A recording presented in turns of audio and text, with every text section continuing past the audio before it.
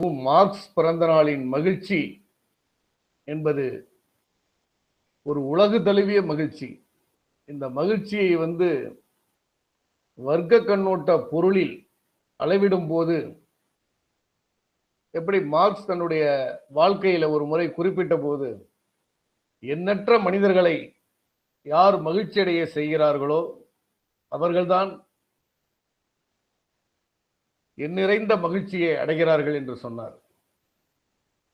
அந்த பெரும்பாலான மக்களுக்கு மகிழ்ச்சியை தருகின்ற வாழ்க்கையை ஒரு மனிதன் சுயமாக சுதந்திரமாக முடிவெடுத்துக் கொள்ளும் அழகு இருக்குங்களா, அதுதான் மார்க்ஸ். இன்றைய கூட்டத்தின் தலைப்பே மார்க்சியம் மனித வடிவம் மார்க்ஸ் என்று அழகாக தோழர்கள் குறிப்பிட்டிருக்கிறார்கள்.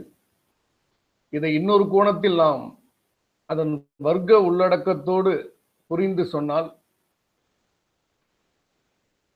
மனித வடிவத்திற்கு, மனித குலத்திற்கு, மனித உயிரினத்திற்கு பொருத்தமான வடிவமே மார்க்சியம்தான் என்று கூட நாம் பொருள் கொள்ளலாம். ஏன்னா ஒரு முழு நிறை மனிதனை சமுதாயத்தில் எப்படி மிக நீண்ட நெடிய காலம் இயற்கையின் பலபடித்தான பரிணாம வளர்ச்சியில் மனிதன் என்ற ஒரு உயர்ந்த சிந்தனை திறன்மிக்க ஒரு உயிரி உருவானதோ, அதை வெறும் உயிரியாக இல்லாமல் மனிதகுலம் தழுவிய உணர்ச்சி பொருந்திய மெய்யான ஒரு மனிதனாக்கக்கூடிய அறிவையும் உணர்வையும் தரக்கூடிய சிந்தனை இந்த உலகத்தில் வேற எங்கே இருக்கிறது? தேடி பாருங்க.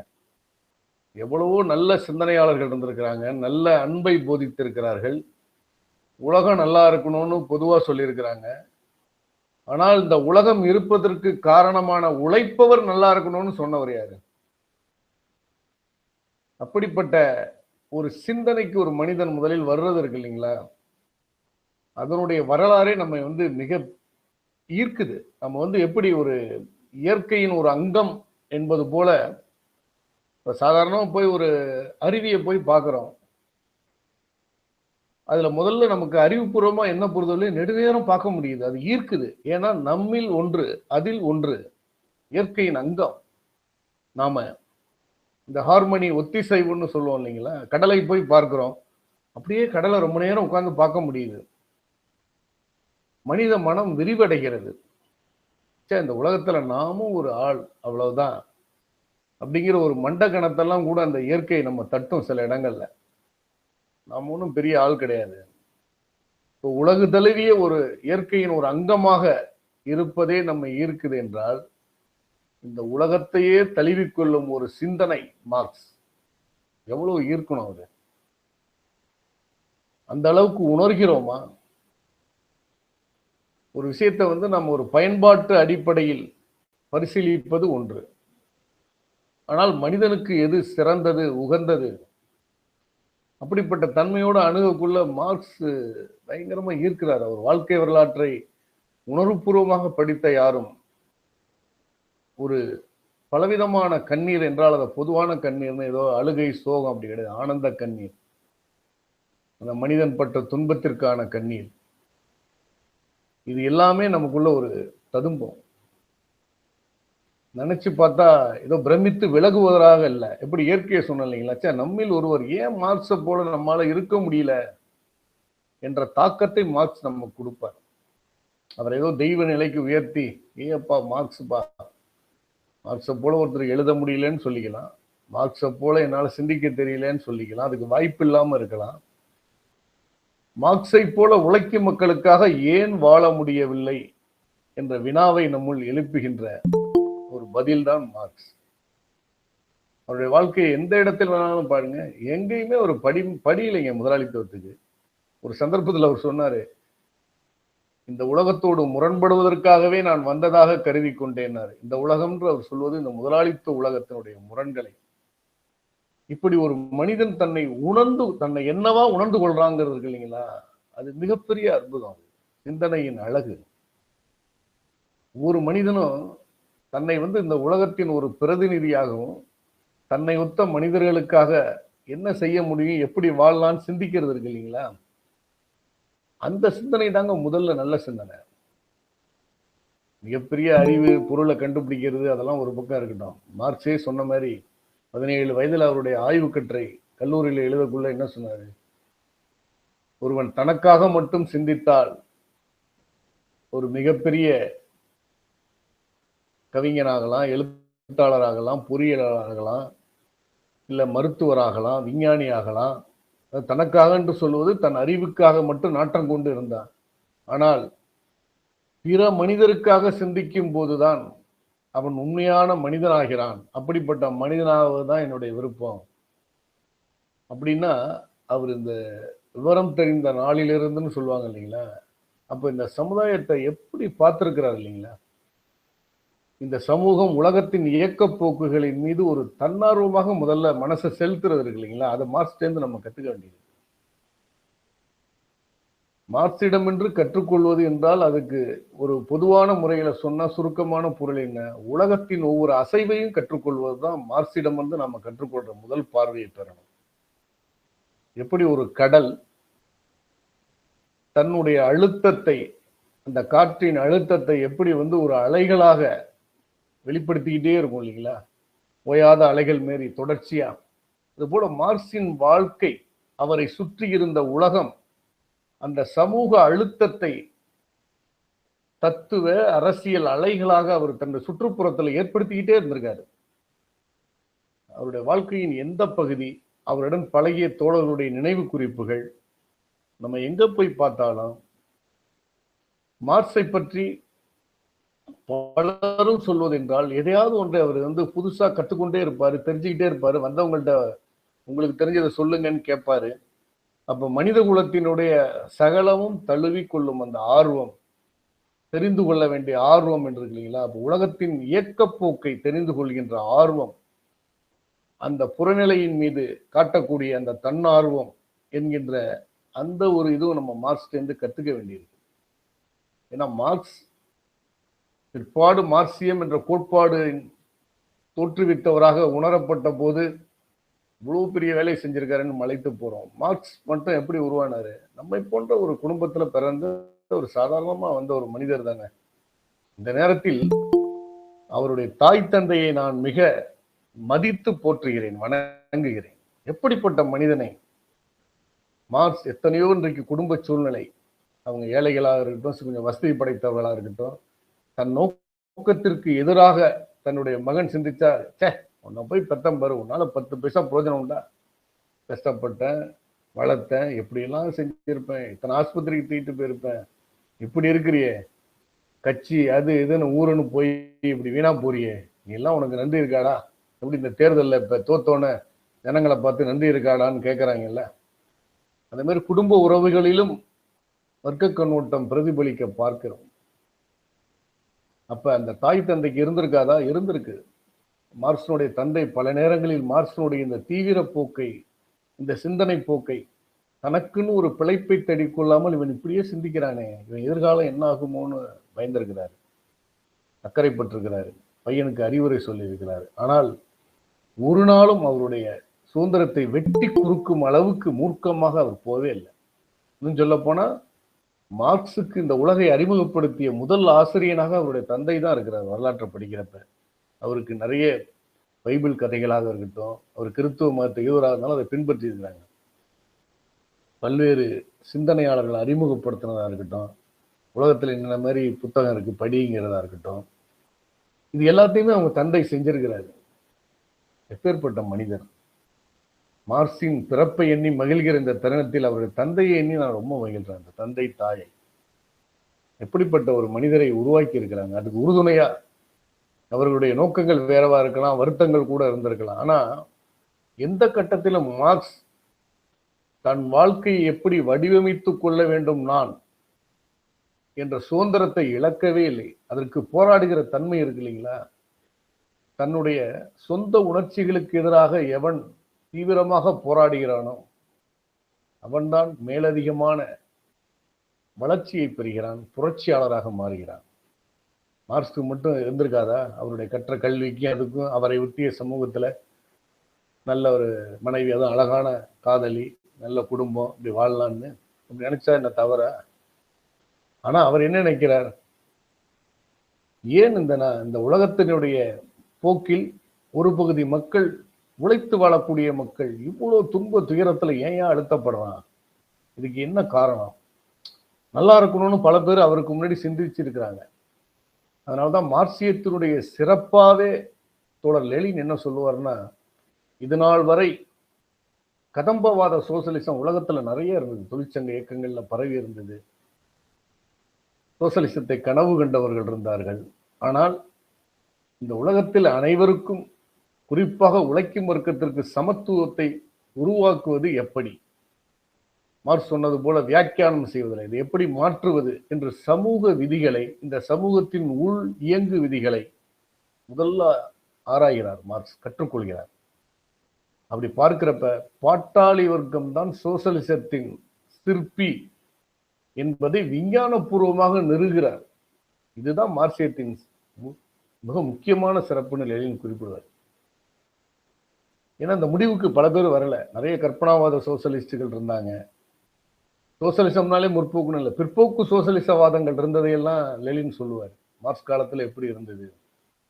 அப்ப மார்க்ஸ் மனிதகுலம் கட்டுண்டு அவர்களை தலைப்படுத்தி இருக்கக்கூடிய பல்வேறு போக்குகள், பொருளாதார அம்சங்கள், தத்துவ கண்ணோட்டங்கள், அரசு நிறுவனங்கள், இதிலிருந்து தொழிலாளி வர்க்கம் தன்னை விடுவித்துக் கொள்வதற்கு தொழிலாளி வர்க்கத்திடம் மார்க்சியத்தை கொண்டு சேர்ப்பதற்கு போராடிய காலம்தான் மார்க்சினுடைய காலம். இவ்வளவு பாடுபட்டிருக்கிறாரு. இந்த புருதோனியர்களாக இருக்கட்டும், லஸ்ஸாலியர்கள், ராஜாவ பக்கூனிஸ்டுகள், இப்படி பல பேர் தொழிற்சங்க இயக்கங்களில் இருந்து கொண்டு ஒரு ஜனநாயக புரட்சி, விவசாயிகள் ஒடுக்குமுறைக்கு எதிராக ஒரு ஜனநாயக புரட்சி, அதாவது முதலாளித்துவ சீர்திருத்தவாத ஜனநாயகம் என்ற எல்லைக்குள்ளேயே பேணிக்கொண்டு சோசலிசத்தையும் பேசிக்கிட்டு இருந்தாங்க. இந்த மாதிரி கற்பனாவாத சோசலிஸ்டுகளுக்கு இல்லை, கற்பனாவாத கதம்பவாத சோசலிசம் எப்போது செத்து போகுதுன்னா, மார்க்ஸ் எப்போது பிறக்கிறாரோ அப்போது செத்து போகுது. மார்க்சியம் பிறப்பது, மார்க்ஸ் பிறந்தார் என்றால் மார்க்சியம் பிறந்தது. இதை நிறுவுவதற்கான போராட்டம் இருக்கு இல்லைங்களா, அவருடைய அந்த புனித குடும்பம் எழுதிய அந்த மாதிரி நூலா இருக்கட்டும், எங்கல்ஸோட இணைந்து பாயர்பாக்கு அவரை ஒட்டிய ஒரு நூல் எழுதியிருப்பாருங்களா, அந்த மூல தத்துவம் ஒன்று, அந்த பாயர்பாக்கை பற்றிய தத்துவ கண்ணோட்டம் நூல்களாக இருக்கட்டும், கோத்தா வேலை திட்டங்களாக இருக்கட்டும், இப்படி வரிசையா பல நூல்கள். இந்த நூல்கள் எல்லாமே எப்படி சோசலிச பாதைக்கு இடையூறான பல்வேறு சமூக வாதங்கள் வைக்கப்படுகின்றன, இது எப்படி தவறுங்கிறத முதல்ல அடிச்சு நொறுக்கி சோசலிசத்திற்கும் சமூகத்தின் விதி மேற்கொண்டு வளர்வதற்குமான புரட்சிகர கண்ணோட்டத்திற்கான பாதையை செப்பனிடுவது என்பது ஒரு பகுதி அவர் வாழ்க்கை முழுக்க பெரும் கடமையா செஞ்சிருக்கிறார். இப்படி மார்க்சியம் நிறுவப்பட்ட பிறகு, மார்க்சியத்தின் சித்தாந்த வெற்றி ஒரு புறநிலை நிர்பந்தமான ஆன பிறகு, லெனின் கரெக்டா சொல்றாரு, இது மார்க்சியத்தின் வெற்றி ஒரு நிர்பந்தமான சித்தாந்த வெற்றி நிர்பந்திக்கப்பட்ட பிறகு உலகை பல்வேறு மார்க்சிய விரோதிகள் மார்க்சிய வேடமிட்டுக் கொண்டனர். வர்க்கமல்லாத மார்க்சியத்தை பேசுறது, பொதுவா சோசலிசங்கிறது முதலாளித்துவ சமூகத்துக்குள்ளேயே இருக்கக்கூடிய வர்க்கங்களுக்குள்ள என்ன வகையான உறவு என பிரித்து பார்த்து பொருள் கொள்வது என்பதை விடுத்து, இந்த ஜனநாயக சீர்திருத்தம் பேசும் முதலாளித்துவத்திற்குள்ளேயே நீதி, நேர்மை, உண்மை, அனைவருக்கும் எப்படி அனைவருக்குமான அரசு அப்படின்னு நம்ம திராவிட மாடல் பேசினா அதுக்கு விசிறியோட பழைய மார்க்சியவாதிகள் போறாங்க இல்லைங்களா, அப்படி சமூக சீர்திருத்தவாத கட்சிகள், தொழிற்சங்கங்கள் நுழைந்து தொழிலாளர்களுடைய மூளையை சீரழித்துக் கொண்டிருக்கிற போக்கெல்லாம் நிறைய இருந்தது. ஜெர்மனில் உள்ள இந்த சமூக தொழிலாளர் கட்சியில் உள்ள அந்த தொழிலாளர்களுக்கு மார்க்ஸ் எங்கல்ஸ் நிறைய சுற்றறிக்கை கடிதங்கள் எழுதியிருக்கிறாங்க. சமரசவாத தலைவர்களை விட்டு விலகாமலேயே, இன்னும் தெளிவாக சொன்ன போனால் பழைய வகைப்பட்ட முதலாளித்துவ கட்சிகளிடமிருந்து துண்டித்து கொண்டு பாட்டாளி வர்க்கம் தனக்கான ஒரு சொந்த கட்சியை நிறுவாமல் தன்னுடைய செயலிலிருந்து தான் அது தன்னுடைய விடுதலையை பெற முடியும் என்பதை தொடர்ந்து போதிக்கிறாங்க. இதுவே கடுமையான ஒரு காலத்தை எடுக்குது, அவர் உழைப்பை கோருது. இதனுடைய தொடர்ச்சியில் தான் அந்த தொழிலாளர் லீக் முன்வைத்த அந்த கோரிக்கைக்காக அவங்க கம்யூனிஸ்ட் கட்சி அறிக்கை என்பது மிக சிறப்பாக எழுதப்படுது. அப்ப அவரிடம் இருந்த அந்த வரலாற்று இயக்கவியல் பொருள்முதல்வாத கண்ணோட்டம் என்பதுதான் ஒரு அச்சாணி. அதை எல்லாரும் மார்க்ஸ் நம்ம இன்னும் சொல்ல போனா மார்க்ஸனுடைய அந்த ஹைகேட் கல்லறையில் எங்கெல்ஸ் ஆற்றிய உரையில மிக சிறப்பா சொல்வார். தொழிலாளி வர்க்கத்திடம் மார்க்சியத்தை கொண்டு சேர்த்ததும் தொழிலாளி வர்க்க தன்னுடைய சொந்த நிலைமைகளை புரிந்து கொள்ள உணர்வு கொள்ள செய்தது வரலாற்றில் முதலாமவர் மார்க்ஸ் அப்படிங்கிறார். வேற யாரும் இப்படி சொல்லல, அப்படி உணர்த்தியவர் மார்க்ஸ் என்று சொல்கிறார். அப்ப மார்க்ஸ் காலத்திலே அவர் சூழ்ந்திருந்த பல்வேறு தத்துவ போக்குகளுக்கு எதிரான சமர் அதுல சளைக்காதவரா இருந்திருக்காரு. இன்னைக்கு நம்ம முகநூல்ல இணையத்துல சில கருத்துக்களை மார்க்சியம் நம்ம சில தவறு இருக்கலாம், ஆனா அரசியலே பேசக்கூடாதுங்கிற அளவுக்கு வாஞ்சிக்கிட்டு வருவாங்க. அவரு பெரிய ஆளா தோழர் யாரோ பேச்சு குரல் கேட்கறது கொஞ்சம் இப்படி. அப்ப அதே போல மார்க்ஸ் காலத்தில் அவரை எவ்வளோ எள்ளி நகையாடியவர்கள். இவர் என்ன கட்சியா, பெரிய அறிவு உலக மேதை என்று லண்டன்ல பல்வேறு தொழிற்சங்க இயக்கங்கள் ஒரு கருத்து கூறும்போது அவர் அவமதிச்சிருக்கிறாங்க. இதை பிற்பாடு பல தோழர்கள் மார்க்சின் நினைவு குறிப்புகள் நூல்களில் சுட்டி காட்டுறாங்க. ஆனால் அதே நேரத்தில் மார்க்சியம் நிலைநிறுத்தப்பட்ட பிறகு மார்க்ஸை கடித்த கொசுக்கள் கூட புனிதம் பெற்றன என்று கிண்டல் அடிச்சு எழுதியிருப்பாங்க பல்வேறு நாட்டைச் சேர்ந்த தொழிலாளி வர்க்க இயக்கத்தைச் சேர்ந்த தோழர்கள்.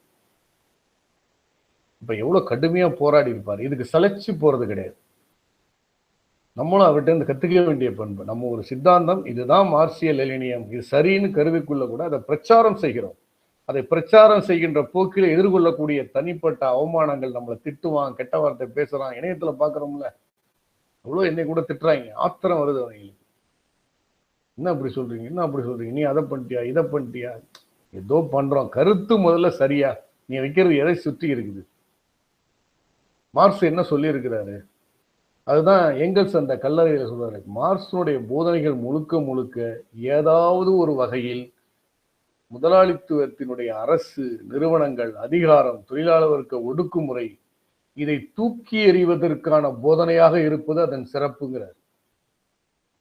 இந்த உள்ளடக்கத்தில் மார்க்சியத்தை புரிந்து கொள்ளாமல் இதை சிதைக்கும் திருத்தல்வாதிகளை எதிர்த்து இவ்வளவு நூற்றாண்டுக்கு பிறகு நாம் பேச வேண்டியது.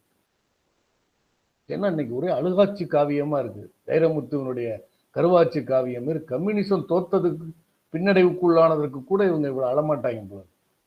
ஒரு சட்டமன்ற தேர்தலில் திமுக ஜனங்க யாருக்கு வேணாலும் ஓட்டு போடுறாங்க, நீ ஓட்டுரிமை கொடுத்துருக்கிற, அறிவாளிக்கு மட்டும்தான் ஓட்டுரிமை, ஏதாவது டெஸ்ட் வச்சிருக்கிறியா, நீட் டெஸ்ட் மாரி இவன் மட்டும்தான் ஓட்டு போடலாம், அரசியல்ல தேர்ச்சி பெற்றவன், முதலாளித்துவம் கேள்வி கூத்தா வயது வந்த ஆனவருக்கும் வாக்குரிமை கொடுத்துருக்கிறான், அவன் விருப்பப்பட்ட மாதிரி போட்டு தாக்குறான்.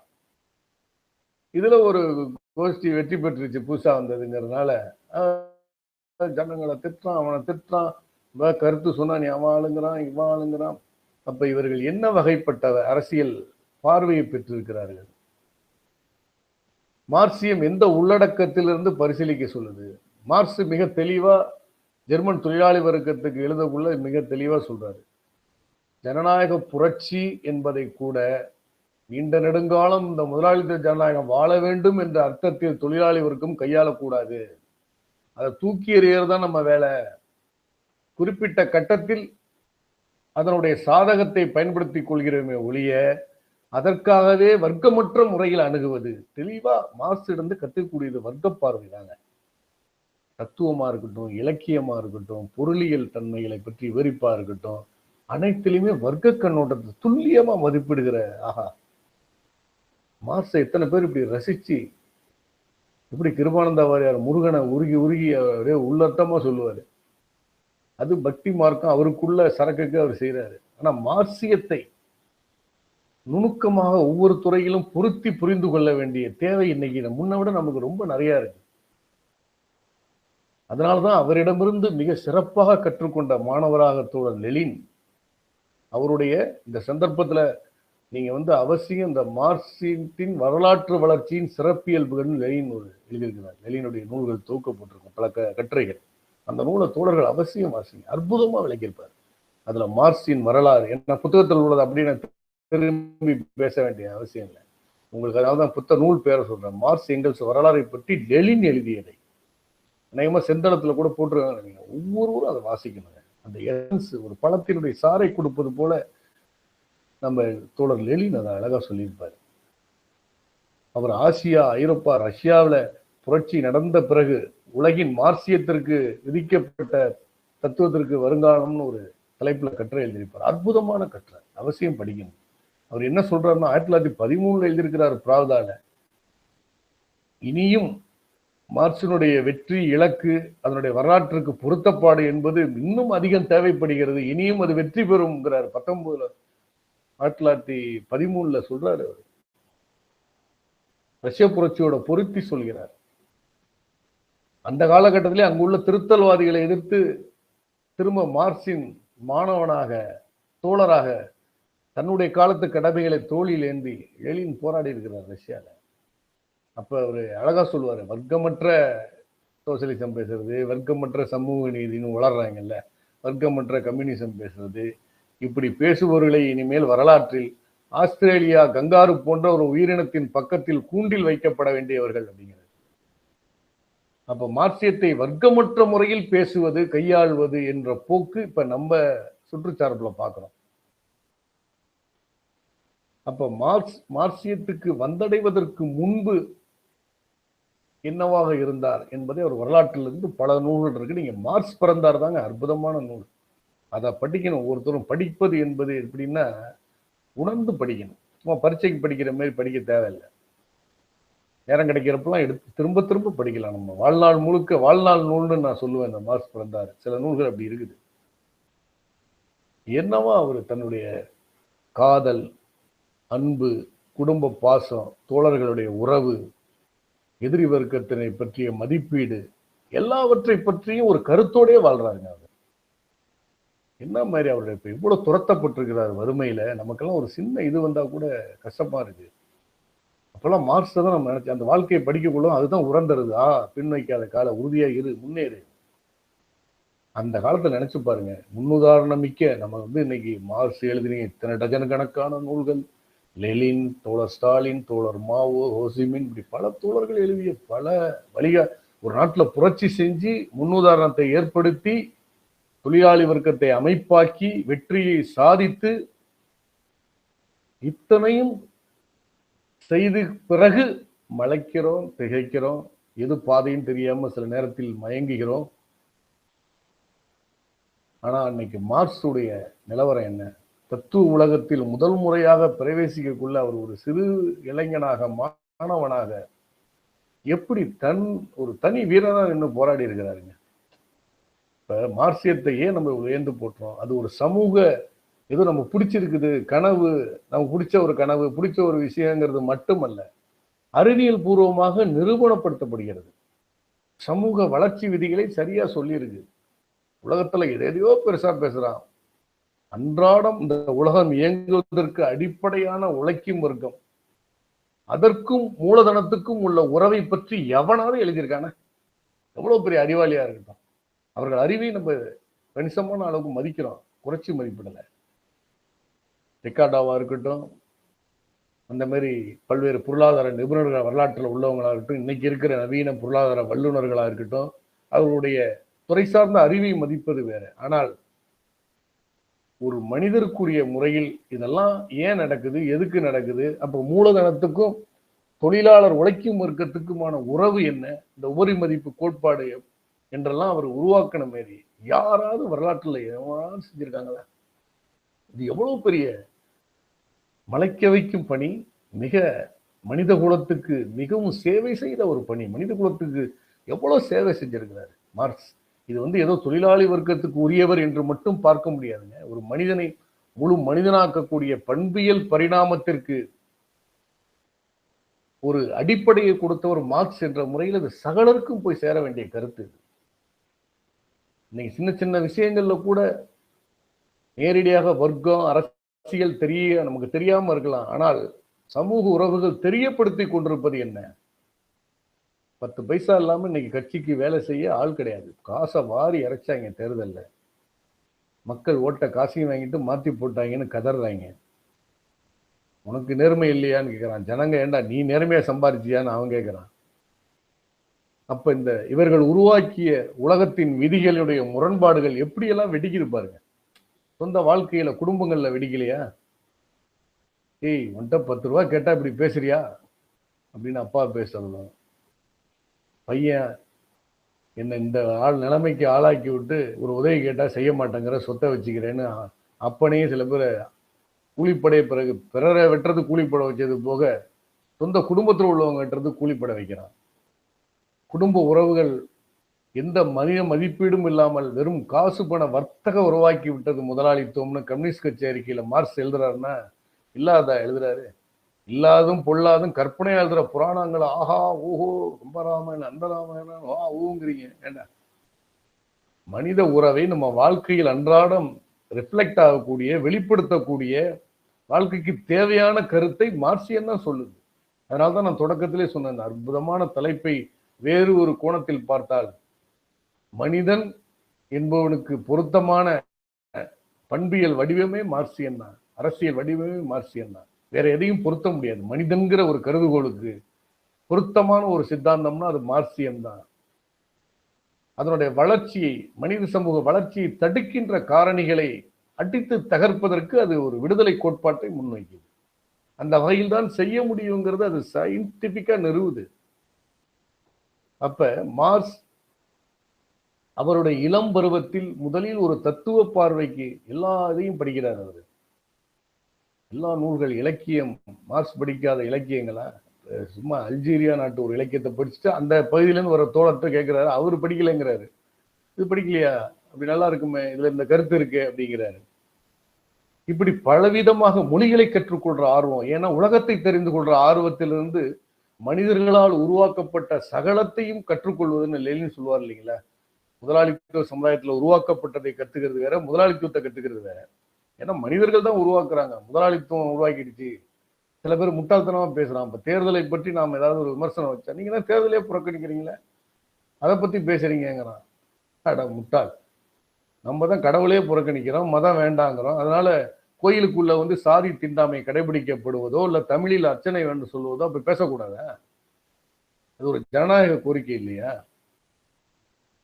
அதை போல இப்ப மார்க்ஸ் முதலாளித்துவத்தை எதிர்த்தாரு. நீ எப்படி முதலாளித்துவ உலகத்துல வாழலான்னு கேட்கிற அளவுக்கு முட்டாள்தனத்தின் மேதைகள், அதை மார்க்சிய வடிவத்துல வைக்கிற திரிபுகள் இத்தனையும் சூழ்ந்த காலமாக இருக்கு. அப்ப அவர் எவ்வளவு தூரம் அவரு அச்சப்படாத அறிவாளிங்க. அழுது புலம்பும் அறிவாளிகள் அல்ல மார்க்ஸ், எங்கல்ஸ், லெனின் சொல்றாருன்னா சாதாரண விஷயம் தான். உண்மைதானே? எப்பேற்பட்டாங்க. ஒரு வரலாற்றுல படிக்கிறப்ப குறிப்பிட்ட இடத்துல சுற்றி வளைத்து போலீஸ் இதுங்கிறப்ப எங்கல்ஸ் எடுத்து துப்பாக்கி காட்டுறாரு போலீஸுக்கிட்டே. அந்த அளவுக்கு சமர் போடவும் தனிப்பட்ட முறையிலேயே மிகப்பெரிய அஞ்சா நெஞ்சர்கள்னா அவர்கள் தான். எதுக்காக அஞ்சா நெஞ்சர்கள்? தன்னுடைய சுயநலத்திற்கா? இல்லவே இல்லை. உழைக்கின்ற மக்களுக்கு விடுதலைக்கானது. இங்கிலாந்து போனா பல பேர் இங்க இருந்து போவான், இங்கிலாந்து போனேன், அந்த பாலத்தை பார்த்தேன், இந்த பாலத்தை பார்த்தேன், பேலஸை பார்த்தேன். மார்க்ஸ் நாடோடியாக துரத்தி அடிக்கப்படுகிறார். இங்கிலாந்துல போயிட்டு அன்றாடம் சாயங்காலம் போய் கப்பல் கட்டும் தொழிலாளர்கள் எப்படி வேலை செய்யறாங்கன்னு அவங்கள்ட்ட போய் உரையாடுறாரு. இங்கிலாந்துல இருந்து தொழிலாளிகளை பற்றி மார்க்ஸ் விசாரிக்கிறார். வேறு நாட்டுல இருக்கிறப்ப, நாடு கடத்தப்பட்ட வேறு நாட்டுல இருக்கிறப்ப, இங்கிலாந்தில் தொழிலாளி வர்க்கத்தின் நிலைமை என்ற நூலே இருக்கு. அப்ப மார்க்ஸ் எழுதுறாரு, இங்கிலாந்தில் தொழிலாளி வர்க்கத்தில் கூட பல அடுக்குகள் இருக்குது. பல காலனிய நாடுகளை கொள்ளையடித்து வந்த செல்வங்கள் மூலமாக ஒரு பகுதி தொழிலாளர்களை வந்து மேட்டுக்குடி வர்க்கமாக ஆக்கப்பட்டிருக்கிறார்கள். அவர்கள் சிந்தனை என்னவாக இருக்குது? எப்படி பாருங்க உறவு. எதை பேசினாலும் அந்த தொழிலாளி வர்க்கத்தை பற்றி பேசுவது, உழைக்கின்ற மக்களை பற்றி பேசுவது, என்ன ஒரு திட நம்பிக்கை. மார்க்ஸனுடைய, எங்கல்ஸனுடைய மிகப்பெரிய சிறப்பாக நான் கருதுறது, அவங்க மேதைகள் எழுதுனாங்கன்னு, தொழிலாளி வர்க்கத்தின் மேல் நம்பிக்கை வைத்தவர்கள் என்பதுதான் நான் பார்க்கிற ரசிப்பான விஷயம். சாதாரணம் கிடையாது. இந்த காலத்துல அவங்க மட்டும் பெத்த புள்ள மேலேயோ குடும்பத்து மேலேயோ நம்பிக்கை வைக்க மாட்டாங்கிறான். இதெல்லாம் விளங்காதுங்கிறான். ஆனா தொழிலாளி வர்க்கம் கட்டாயம் வெற்றி பெறுங்க. அதுதான் வெற்றி, சோசியலிசத்தின் சிற்பி. இதன் மூலமாகத்தான் சமூகத்துக்கு விடி வரும். பாட்டாளி வர்க்கத்தினால என்று அவர்கள் வைத்த நம்பிக்கையை சமூக அறிவியல் பூர்வமாக ரஷ்ய பாட்டாளி வர்க்கம் நிறுவியது அல்லவா. மார்க்சியம் சித்தாந்த வெற்றி, நடைமுறை வெற்றியில் பிரதிபலித்தது அல்லவா. எவ்வளவு பெரிய தத்துவம். இன்னைய வரைக்கும் எவன் தத்துவமாவது என்ன பிரதிபலிச்சிருக்குது? கடவுள் காப்பாற்றுவாருங்கிறான், விதி வழிங்கிறான், எதுவுமே நிரூபிக்கப்படல. எல்லாருக்கும் துன்ப துயரங்கள் இருக்குது. ஆனா இந்த வேலையெல்லாம் மார்க்ஸ் எப்படி செஞ்சிருக்காங்க அதை நினைச்சு பாருங்க. துயரத்தின் அடியாளத்தில் அமிழ்த்தப்பட்டு போது கூட உலகத்திற்கான மகிழ்ச்சியை பற்றியே அவர் தன்னுடைய வாழ்நாளை செலவழிக்கிறார். இடும்பைக்கே இடும்பை பயப்பெரும்பார்ல வள்ளுவர். துன்பத்திற்கே துன்பத்தை கொடுப்பாயா சிறந்த மனிதன். சிறந்த மனிதர்கள் துன்பத்துக்கே துன்பத்தை கொடுத்துருவான். அப்படி துன்பத்துக்கே துன்பத்தை கொடுத்தவர் நம்ம மார்க்ஸ், எங்கல்ஸ், லெனின், ஸ்டாலின், மாவோ.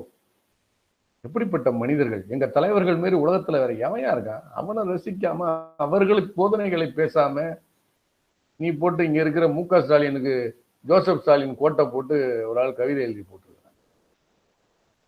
இப்படி அப்ப மார்க்ஸ் பிறந்த நாள் என்பது, மார்க்ஸை உணர்த்துவது என்பதும் தொழிலாளர் வர்க்கத்தின் தன் சொந்த நிலைமைகளை உணரச் செய்வது என்ற அர்த்தம். அப்படி உணர்த்துவதற்கு நாம் என்ன கடப்பாடு பட்டிருக்கிறோம் என்பதை நம்மை பரிசீலிக்கிற விஷயம்.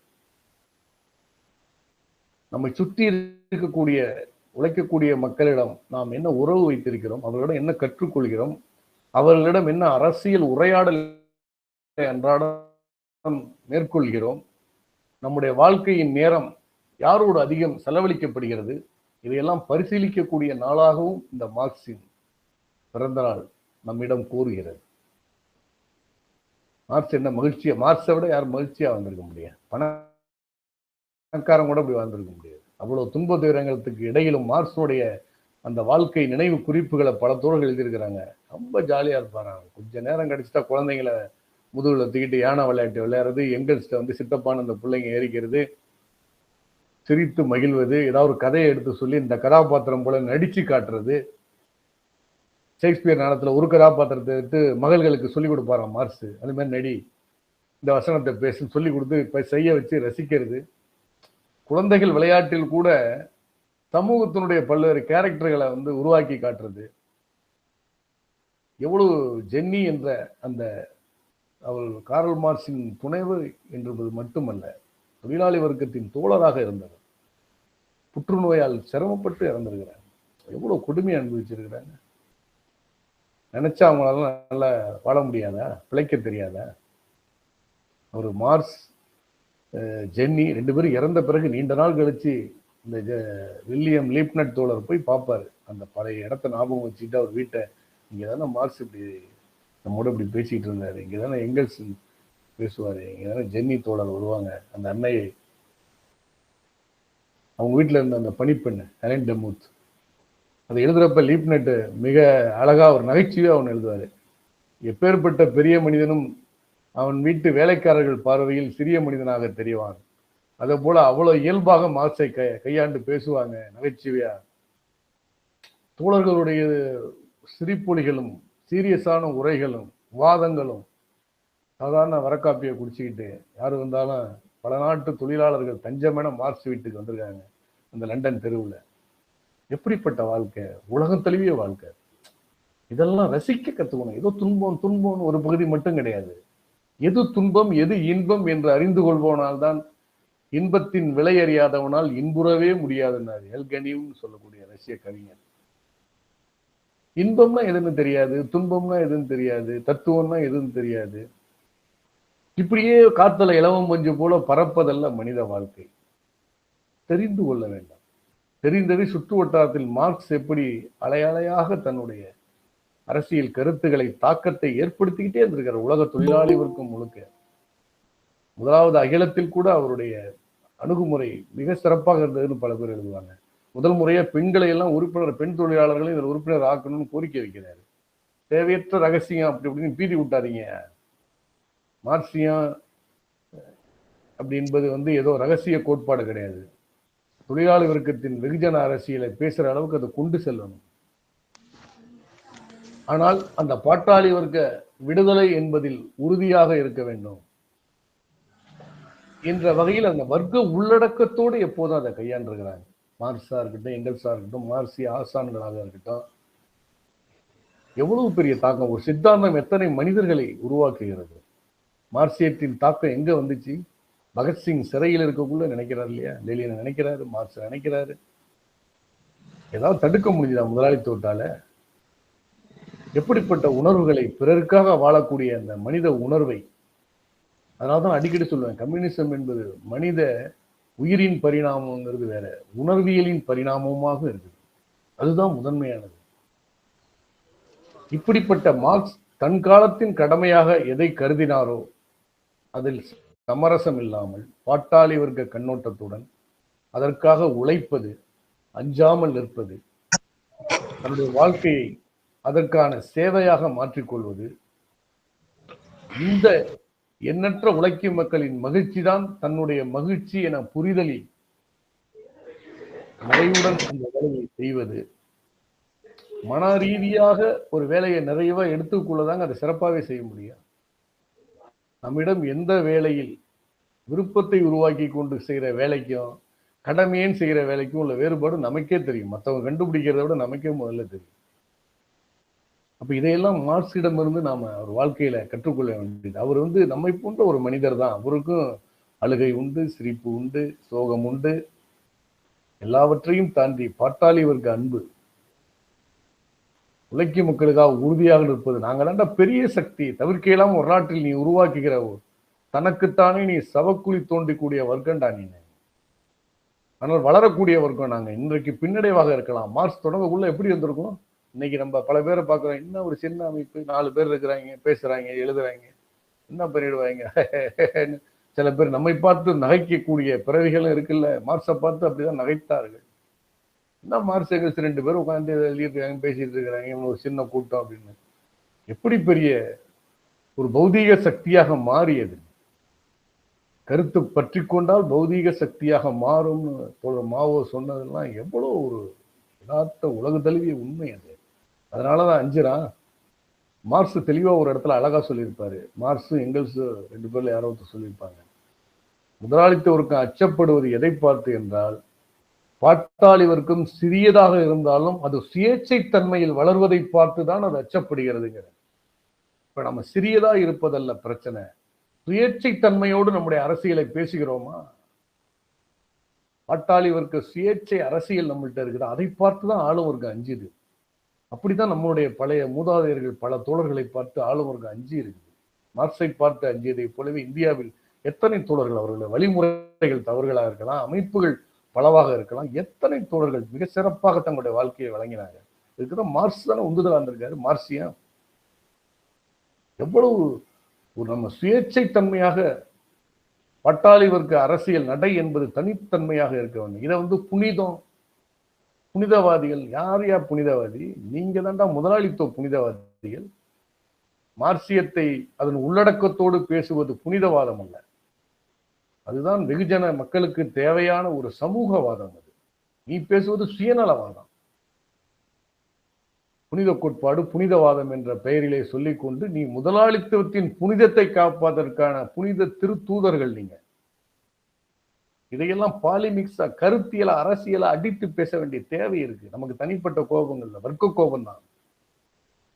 இன்னாருங்கிறத விட இப்படிப்பட்ட சூழலில் மார்க்ஸ் கடுமையா எழுதியிருக்கிறார். மார்க்ஸோட எழுத்து நடைகள்ல எவ்வளவு பெரிய கிழட்டு கட்டைகள், சாபத்தீட்டான கிழட்டு கட்டைங்கிறாரு ஜெர்மன் அற்பவாதிகளை பார்த்து. தானும் முன்னேற மாட்டான், முன்னேறவனை மேலே நம்பிக்கை வைக்க மாட்டான். இப்படிப்பட்ட இளம் வாலிப இதயங்களை எல்லாத்துக்கும் நான் தான் ராஜான்னு சொல்லிக்கிட்டு கிழட்டு சாபத்தீடான கட்டைகள்ங்கிறாரு. இது வெறும் வார்த்தையா பாக்குறதா? எப்பேற்பட்ட வர்க்க கோபம், வர்க்க உணர்ச்சி, எது சரிங்கிறது மீதான உறுதிப்பாடு, அனைத்தும் அந்த வார்த்தைகளுக்கு பின்னே அந்த வர்க்க உணர்வு இருக்கிறது. எவ்வளவு அற்பவாதிகளை வாழ்நாள் முழுக்க அதனால்தான் அவர் வெறுத்திருக்கிறார். மார்டின் டப்பர்னு கவிஞர், ஒரு இங்கிலாந்து கவிஞர் அற்பவாதிக்கு அவரை தான் உதாரணம் சொல்றாரு. இந்த மாதிரி தத்துவத்துறையில ஒருத்தர் சொல்லுவாரு, இந்த அற்பவாதம் என்பது எப்படி சமூக வளர்ச்சிக்கு இடையூறான ஒரு தற்புகழ்ச்சிவாதமாகவும் ஒரு முதலாளித்துவ வரம்பிட்ட குறுகிய எல்லைக்குள்ள இருக்கிறதாகவும் அஞ்சி நடுங்கும் கோழைத்தனமாகவும் இருக்குதுன்னு தோடு வச்சிருப்பாரு. இதையெல்லாம் கடந்துதான் மார்க்ஸ் வந்திருக்கிறார். மார்க்ஸ் ஏதோ ஒன்று சொன்னோன்னு ஏதோ கோயில்ல பிரசங்கம் பண்ண மாதிரியோ பாத்தியா ஓதுன மாதிரியோ ஒரு திருச்சபையுடைய பிரசங்கம் மலைப்பிரசங்கம் போலயோ நடத்தி அல்ல, அந்த உரிய வர்க்கத்திடம் அவர்களுக்கான தத்துவத்தை முதல்ல சித்தாந்தத்தை கொன்று சேர்த்த பணி இருக்கு இல்லைங்களா, அது மிகப்பெரிய பணி. எந்த ஆதரவும் இல்லை, முன்னுதாரணமும் கிடையாது, துணிச்சலா நின்று செஞ்சிருக்காரு பாருங்க. இன்றைக்கு பேசுறோம் நம்ம உருவாக்கப்பட்டதை எடுத்து சொல்றதுலயே நமக்கு எவ்வளவு பிரச்சனைகள் இருக்கு. அதை உருவாக்குபவர் எப்படி எவ்வளவு உறுதியில எந்த உறுதியில செஞ்சிருப்பாரு. நான் யோசிச்சு பார்ப்பேன், இதுல இருந்தா அவர் யோசிச்சிருப்பாரு. இவருக்கான ஒரு பிடிவாத குணமா, இல்ல இதுதான் சரி என்று தெரிந்த பிறகு அதற்காக போராட்ட குணமா? ஆனா புறநிலையா அவருக்கு இந்த உறுதியை கொடுத்திருக்கும்னா தொழிலாளி வர்க்கத்தின் மீது இருக்கக்கூடிய உறுதி தான். ஏன்னா அவர் ஒரு அறிவியலை சொல்றாரு, இந்த வர்க்கம் தான் பாட்டாளி வர்க்கம் தான் விடுதலையை தரக்கூடிய வர்க்கம், அதுதான் வளரும் சக்தி வளரும் வர்க்கம் அப்படிங்கிறப்ப அதை முதல்ல அவர் நம்பணும்ல. நம்பியிருக்காரு. சொல்வது ஒண்ணு செய்வது ஒண்ணுங்கிறதுலாம் கிடையாது. அப்ப அப்படிப்பட்ட பலபடித்தான அரசியல் பண்பாட்டு பொருளியல் பார்வைகள் கண்ணோட்டங்கள் இது அனைத்துமே எதுக்கு அப்படிங்கிற கேள்வியை முன் வச்சு அணுக தெரியும். இதெல்லாம் எதுக்கு கத்துக்கிறோம், எதுக்கு செய்யறோம், பொதுவா நம்மளை வெளிப்படுத்திக்கிறதுக்காக எனக்கு 4-10 புத்தகம் படிச்சேன், எனக்கு எல்லாம் தெரியும் அப்படின்னு இந்த வழுக்கல்வாதிகளாக அப்படி நடமாடுறது இல்லை. துல்லியமாக வர்க்க கண்ணோட்டத்தை பாட்டாளி வர்க்க கண்ணோட்டத்தில் நிற்பது என்பதன் மூலமாகத்தான் பாட்டாளி வர்க்கத்தை அமைப்பாக்க முடியும், வென்றெடுக்க முடியும். பல பேர் நினைக்கிறாங்கன்னா ரொம்ப இப்படி எல்லாம் பேசினா அது வரட்டத்தனமா இருக்கும், வரமாட்டாங்க போக மாட்டாங்க அப்படின்னு சொல்லிக்கிட்டு இவனை திரும்பியும் பார்த்தா கொஞ்ச நாள் கழிச்சு இவன் எதிரிகிட்ட போய் நிக்கிறான். இவன் இங்க வரதே கிடையாது, அங்கே போயிட்டாங்க. மார்க்சியம் அல்லாத மார்க்சியம் பேசணுங்க, அது வெளியே தெரியாம அப்படியே இருக்கணுங்க. இதை திராவிடமா அப்படி கொண்டு போகணுங்க. அப்படி பெரியார் அம்பேத்கர் பாணியில போய் அப்படி டபக்குன்னு கம்யூனிசமா அமுக்கணுங்க. இப்படியெல்லாம் தந்திரவாதிகள் போல பேசிட்டு கிடக்குறாங்க. அப்படியா மார்க்ஸ் பேசினாரு? எது சரியோ எது உண்மையோ அறிவியல்வாதி எப்படி பேசுவாங்க அப்படி பேசினார். உயிரியல் இயற்கை பொருள்ல கண்டுபிடிச்ச சில அறிவியல்வாதிகள்லாம் மத குருமார்களுக்கு பயந்து கொண்டு பல விஷயத்தை மாற்றி சொல்லியிருக்கிறாங்க. புர்னே போன்றவர்கள் எல்லாம் அந்த மாதிரி திருச்சபையெல்லாம் கொளுத்திருக்காங்க உண்மையை சொன்னதுக்காக. உலகம் உருண்டைன்னு சொன்னது, சில உண்மைகளை சொன்னது. டார்வினை என்ன நக்கல் அடிச்சிட்டாங்க. குரங்கு ஏதோ குரங்குல இருந்துதான் மனுஷன் வந்தானா, அங்க பாரு குரங்கு ஒருத்தர் சொல்லுது அப்படின்னு நேரடியா தாக்கியிருக்காங்க. அந்த தியரியை அவர் நிரூபிச்சு சபையில பேசப்ப அவருடைய சீடர்கள் அப்ப அந்த சீடர் ரொம்ப அழகா சொல்லியிருப்பாரு, வரலாற்று குறிப்புகள்ல படிச்சிருக்கிறேன்.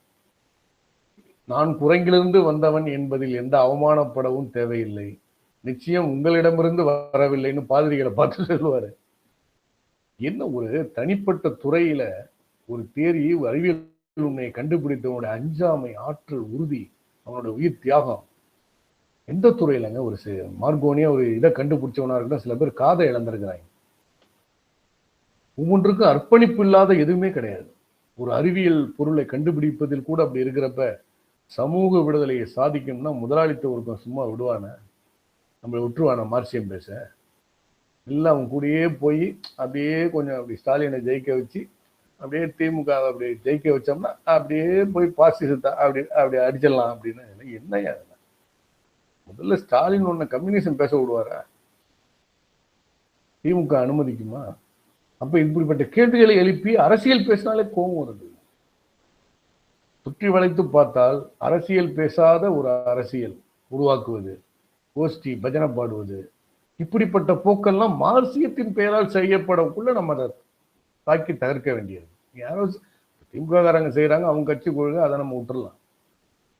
நீலாம் இடதுசாரி செயற்பாட்டாளர் முன்னாள் மார்க்சியவாதின்னு போட்டுக்கிட்டு இந்த வேலையெல்லாம் செஞ்சா எவ்வளோ இளைஞர்கள் வேறு மாதிரி சிந்திச்சு வேறு பக்கத்துக்கு போயிட்டு இருக்கிறாங்க. இந்த கட்டத்துல கூட அதை உணராமல் நம்முடைய வர்க்க அரசியலை எடுத்து வைத்து வாதிடாமல், சமூக அரங்குக்கு நம்முடைய வர்க்க அரசியலை கொண்டு வராமல் வர்க்கமற்ற முறையிலேயே பேசுற ஒரு பாணிய தமிழகத்தினுடைய அரசியல் களத்துல எத்தனை கம்யூனிஸ்டுகள் உயிரை இழந்து தங்களுடைய வாழ்க்கையின் இனிமையான பகுதிகளை கொடுத்து வர்க்க அரசியலுக்கான ஒரு அடித்தளத்தை சிறிதேனும் உருவாக்கி இருக்கிறாங்கல்ல. அதை மேற்கொண்டு வளர்ப்பதற்குத்தான் நம்ம வேலை செய்யணும் மொழிய வர்க்கமற்ற முறையில் பொதுவா சமூக நீதி பொதுவா இது அப்படின்னு பேசுவதற்கு கம்யூனிஸ்டுகள் இதற்கு அப்படி பேசுறோம். கம்யூனிஸ்டே கிடையாது முதல்ல. அப்ப இப்படிப்பட்ட ஒரு சூழ்நிலையை இத்தனை நூற்றாண்டுக்கு மார்க்சின் பிறந்து அவர் சாதித்து சென்ற பிறகு நூற்றாண்டில் நாம் ஒரு பின்தங்கிய சூழலில் இருக்கிறோம் என்பதையும் இந்த நாள்ல நம்ம உணர்ந்து கொள்ள வேண்டி இருக்கு. தொடர் ஒரு 5 நிமிஷத்துல முடிச்சிடறேன். தொடர் கேக்குதுங்களா?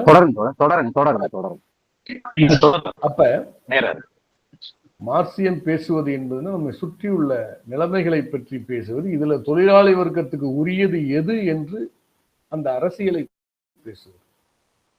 இன்றைக்கு வெளியில பாத்தீங்கன்னா இந்த தேர்தல் முடிவுகள் வந்து ஒரு நாள் 2 நாளுக்குள்ளேயே யாரை சந்திச்சாலும் என்னுடைய வேலைக்கு போற இடத்துல பாக்குறாங்க சொல்றேன் எல்லாம் இதுதான் பேசுறாங்க. அரசியல் அது இதுன்னு அவங்க மகிழ்ச்சிக்கு சில பேசுறாங்க, சில பேர் கடுப்பா பேசுறாங்க, சில பேர் முட்டா பசங்க விசில ஊதுன்னு ஊதிட்டாங்க, உருப்படுமா இதெல்லாம் நம்ம தமிழ்நாடு அப்படின்னு நம்பிக்கை இழந்து பேசுறாங்க.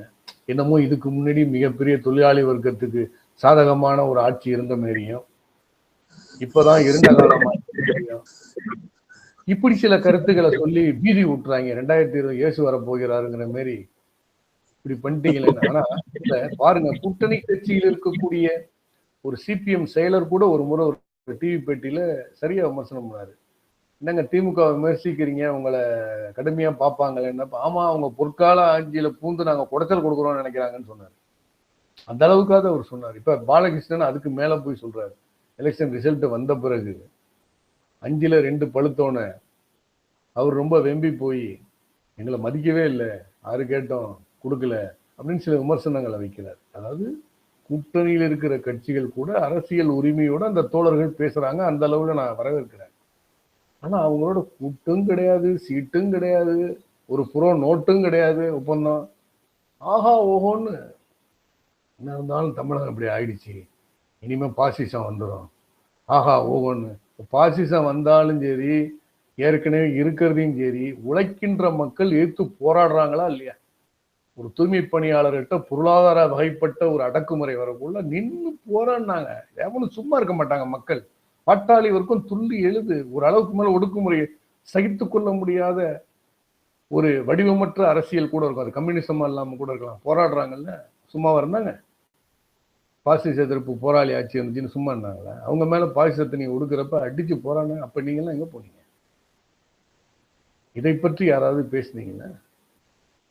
அப்ப இப்ப விஜயா இருக்கட்டும், யாரா இருக்கட்டும், வேற யாரா இருக்கட்டும், தொழிலாளி வர்க்கத்தை ஒடுக்கையில் தொழிலாளி வர்க்கம் எழுந்து போராடுவோம், போராடுன்னு சொல்றதுக்கு தான் நாம. விஜய் வந்தோடனே எல்லாமே மாறிடுமா? உங்க ஓட்டு சீட்டு அரசியலுடைய நிலைமைகள்ல உங்களுக்குள்ள ஜோடி மாற்றம் மாதிரி நடக்குது, அவ்வளவுதான். அப்ப இது வந்தோடனே எல்லாம் போயிடுச்சு அப்படின்னா என்ன அர்த்தம்? எல்லாம் போல. சில பேருக்கு பொழப்பு போச்சு. என்னடா இப்படியே பேசிக்கிட்டு இப்படியே ஓட்டிட்டு இருக்கலாம். எடப்பாடி ஆட்சியிலேருந்து போராட்டங்கள் நடந்துச்சு, ஸ்டாலின் ஆட்சி, திராவிட ஆட்சி, திராவிட மாடல், சமூக நலன், இப்படியே ஓட்டிட்டு இருக்கலாம். இப்ப வழி இல்லாம விஜய் வந்தா போராடிதான் ஆகணும். இப்படி போராட்டத்துக்கு கழுத்தை பிடிச்சி தள்ளிட்டானே பாவி, அப்படிங்கிற மாதிரி ஒரு எரிச்சல் கூட இருக்குதா என்னன்னு தெரியல. எப்படி இருந்தாலும் போராடக்கூடிய இடத்தில் தான் தொழிலாளி வர்க்கம் நிறுத்தப்பட்டிருக்கிறது. இதை உணர்த்தணும் தொழிலாளி வர்க்கத்துக்கு. அதுதான் நம்ம வேலை. இவர்களுக்குள்ள சில அணுகுமுறை வேறுபாடுகள் இருக்கலாம், எல்லா கட்சியும் ஒண்ணு அப்படின்னு சொல்ல. ஆனா மாற்றே கிடையாது. கம்யூனிசத்திற்கு இவர்கள் மாற்று கிடையாது, இடதுசாரிகளுக்கு மாற்று கிடையாது. இவர்களால பாசிச எதிர்ப்பையோ தொழிலாளர் வர்க்க ஒடுக்குமுறையோ நிறுத்த முடியாது. அதன் பங்காளிகளாக இருக்கிறாங்க. அந்த வரையறுப்புக்கே வராமல் அல்லது வரவிடாமல் செய்கின்ற சிந்தனையை செய்யக்குள்ள அதை மறுத்து பேச வேண்டிய தேவை எழுகிறது. அப்ப இந்த தேர்தல் என்கின்ற விஷயத்தில் நுழைந்து பேசக்குள்ள இப்ப பாஜக தோழர்கள் கூட அது கருத்தரங்கம் வச்சாங்க. பல்வேறு கருத்துக்களை ஜனநாயக பூர்வமா அவங்க பேச விட்டாங்க. எனக்கு இந்த தேர்தலில் சீர்திருத்தம் இல்லை அதை பற்றி பேசுவது என்பதுல எனக்கு ஒரு விருப்பம் இல்லாமல் இருந்ததுனால நான் கூட தோழர் கூட்டப்ப நான் பேச வரலைங்க அப்படின்னு சொல்லிட்டேன். ஆனா பல பயனுள்ள கருத்தை ஜனநாயக பூர்வமாக தேர்தலை பற்றிய உள்ளடக்கங்களை பல்வேறு பேரை பேச விட்டு ஒரு சிறப்பான வேலையை செஞ்சாங்க. அப்ப இதை பற்றி பேசும்போது என்ன சொல்றாங்க? இந்த அளவுக்கு ஜனநாயக பூர்வமா ஒரு மக்கள் ஜனநாயக இளைஞர் கழகம் அனுமதித்து பேசக்குள்ள கூட நீங்க தான் தேர்தலை எல்லாரையும் திட்டுறீங்க, தேர்தலை புறக்கணிக்கிறீங்க, அப்புறம் இதுக்கு சீர்திருத்தம் அப்படி கேட்கிறவங்க இருக்கிறாங்க. அப்ப முற்றிலும் இவரோட எண்ணம் எதுவா இருக்குன்னா, ஒரு கும்பல் கலாச்சாரம் மாதிரி போனா அப்படியே அவங்க பின்னாடியே போகணும். பாட்டாளி வர்க்கத்துக்கான மாற்று அரசியல் கண்ணோட்டங்களை கூட பேசக்கூடாது. இல்லைன்னா அவரை தாக்குனா, முதலாளித்துவ கட்சியை தாக்குனா எங்கேயோ 7 கடலை தாண்டி இருக்கிற கிளிக்கு வலிக்குது. அப்படி துடிக்கிறாங்க. இவர்கள் முன் வருகிறார்கள். என்ன உண்மை? மக்களுக்கு நன்றி. ஜனங்களை திட்டிட்டு கிடக்குறாங்க. நாங்க தான்டா சோறு போட்டோம், வேட்டி கட்டணும்னு ஏதோ சொல்லிட்டு கிடக்குறாங்க. ஏன்னா நாட்டுக்கு எல்லாம் செஞ்சவன் தொழிலாளி தான். அவன் ஆத்திரப்பட்டான்னா, ஒரு தொழிலாளி மட்டும் தனக்கு இழைக்கப்படும் அநீதியை நினைச்சா, ஒரு உதாரணம் சொல்றேன். ஒரு ஹோட்டல் தொழிலாளி அவன் படுற கஷ்டம், அந்த ஹோட்டல் தொழிலெல்லாம் நான் எல்லா தொழில் உள்ளாண்டையும் பழகி இருக்கிறேன், பார்த்துருக்கிறேன், அந்த வேலைகளையும் சில விஷயங்களை செஞ்சிருக்கிறேன். என்ன கஷ்டம் தெரியுங்களா? அவனுக்கு முழுக்கும் துன்பமே அவன் வாழ்க்கையா வழங்கப்படுது. அவன் ஒரு நாள் வாழ்க்கையை வெறுத்து ராஸ்கல்களா 5 ஸ்டார் ஹோட்டல்ல எல்லா பயிலும் சாவுங்கடான்னு வெஸ்டா வச்சானா என்ன ஆகும்? ஒரு நாள் அவன் கலந்து விட்டானா அத்தனை பேரும் செத்து போடுவான். பணக்காரனை கொள்ளணும்னு தனிப்பட்ட முறையில் நினைச்சா, ஒரு தொழிலாளி அப்படி நினைக்கிறானா? அவன் வாழ்க்கை முழுக்க நீ துன்பத்தையே வழங்கினாலும் அவன் பிறருக்கு தீங்கு நினைப்பதில்லை. தனிப்பட்ட பகையா பார்க்கல. அப்ப தொழிலாளி வர்க்கம் என்பது எப்படி இயல்பாவே ஒரு ஆக்க சக்தியாக சிந்திக்கக்கூடிய அந்த வர்க்க அடிப்படை இருக்கு இல்லைங்களா? அப்போ புரட்சி சமூக மாற்றத்தினுடைய ஆக்க சக்தியாகவும் அந்த வர்க்கம் தான் இருக்குது, பாட்டாளி வர்க்கம். அதை வர்க்க அடிப்படையில் அரசியல் படுத்துவது, அணிதிரட்டுவது, அமைப்பாக்குவது, இது போன்ற கடமைகள் தான் நம்ம முன்னி நிற்கிறதே ஒழிய, அவன் தோத்துட்டான் இதுக்கு ஒரு அழுவோம், இவன் ஜெயிச்சுட்டான் ஒரு சிரிப்பும், இந்த அவசியம் நமக்கு வரல. தொழிலாளி வர்க்கத்தின் சிறு சிறு வெற்றிகளில் எப்படி மார்க்சியங்கள் மகிழ்ச்சி அடைந்தார்களோ, அதே போல நம் காலத்தில் சில தொழிலாளர்கள் சில போராட்டங்கள் நடத்துறாங்க, சில விஷயத்துல குறைந்தபட்சம் சாதிக்கிறாங்க, வெற்றி அடைகிறாங்க. இதுதான் மார்க்சின் மகிழ்ச்சி, மார்க்சிய மகிழ்ச்சி. இப்ப மார்க்ஸ் பிறந்தார் என்று நாம் மகிழ்ச்சி அடைகிறோம் என்றால், மார்க்சியத்தை எண்ணி மகிழ்ச்சி அடைகிறோம் என்றால், மார்க்ஸ் எதில் மகிழ்ச்சி அடைந்தார் என்பதை பற்றி தத்துவார்த்தமாகவும் அரசியல் புரிதலோடும் நாம் இந்த நாளை நினைத்துக் கொள்ள வேண்டும். கோடிக்கணக்கான உலகத்தில் உள்ள உழைக்கும் தொழிலாளர்களின் மகிழ்ச்சிக்காக கவலைப்பட்டவர், மகிழ்ச்சிக்காக உற்சாகமாக வேலை செய்தவர், அதற்கான அரசியல் சித்தாந்தத்தில் உறுதிபட ஊன்றி நின்றவர், குறுக்கும் நெடுக்குமாக வர்க்க பகுப்பாய்வுகளை சரியாக செய்து வர்க்க எதிரிகள், பாட்டாளி வர்க்க விடுதலைக்கு இடையூறான தத்துவ பிசிறுகள் அனைத்தையும் பிரிச்சு மெஞ்சு தூக்கி இறக்கமற்ற முறையில் விமர்சனம்ங்கிறாங்க இல்லைங்களா? அந்த மாதிரி செய்கிறார். ஏன்? அவருடைய தனி மனித குணமோ பிடிவாதமோ பரட்டுத்தனத்திலிருந்தோ வரவில்லை. மானுட சமுதாயத்தை மீள் புனர் உருவாக்கம், முழு மனித நிறைவுள்ள ஒரு சமூகமாக மாற்றுவதற்கான ஊற்று அது. மார்க்சியம் ஊற்று. மார்க்சியம் பேசுறவன் என்னைக்கு வரட்டுத்தனமாக இருக்க மாட்டான். அவன் தான் ஊற்று, எல்லா வகையிலுமான ஒரு சுரக்கக்கூடிய ஊற்று. ஆனால் இன்றைக்கு மார்க்சியம் பேசுவதையே மறக்கடிப்பது, மறைப்பது, பேசுபவர்களை குறுக்குவது, எள்ளி நகையாடுவது, நீ பெரிய ஆளா, அவன் பெரிய ஆளா, இவரு பெரிய ஆளா, நீனே ஒரு ஆள் கிடையாது. முதல்ல யாருமே இன்றைக்கு பிரச்சார கட்டத்தில் தான் அனைவருமே இருக்கிற மாதிரி இருக்குது. அப்ப சரியான மார்க்சிய பார்வை என்பது என்ன என்பதை ஒரு நாகரிகமான சித்தாந்த உரையாடல் கூட அவசியப்படுது. அது பல தளங்களில் தேவைப்படுகிறது. அப்படி மார்க்சிய விரோத போக்குகளை இனங்கண்டு கொள்வது, அதிலிருந்து தொழிலாளி வர்க்கத்தை விலக்கி அவர்களுக்கே உரிய சித்தாந்தமான பாட்டாளி வர்க்க விடுதலை தத்துவமான கம்யூனிசம் மார்க்சியத்தை அறிமுகப்படுத்துவது, இந்த கடமையை உணரும் நாளாக இதை நான் நினைத்துக் கொள்கிறேன். தோழர்களும் அவ்வாறான நினைவுக்குள் பயணிக்க வேண்டும், செல்ல வேண்டும் என்று விருப்பப்படுகிறேன். இத்தகைய கூட்டங்களின் மூலமாக அத்தகைய உணர்வுகளை தருவதற்கு வாய்ப்பை ஏற்படுத்தி கொடுக்கக்கூடிய தெந்தளம் தோழர்களுக்கும் மக்கள் ஜனநாயக இளைஞர் கழக தோழர்களுக்கும் என்னுடைய மிகுந்த நன்றியினையும் வணக்கத்தினையும், இந்த இணைப்பில் இருந்த அத்தனை தோழர்களுக்கும் என்னுடைய புரட்சிகர வாழ்த்துக்களையும் தெரிவித்துக் கொண்டு மகிழ்ச்சியோடு விடைபெறுகிறேன்.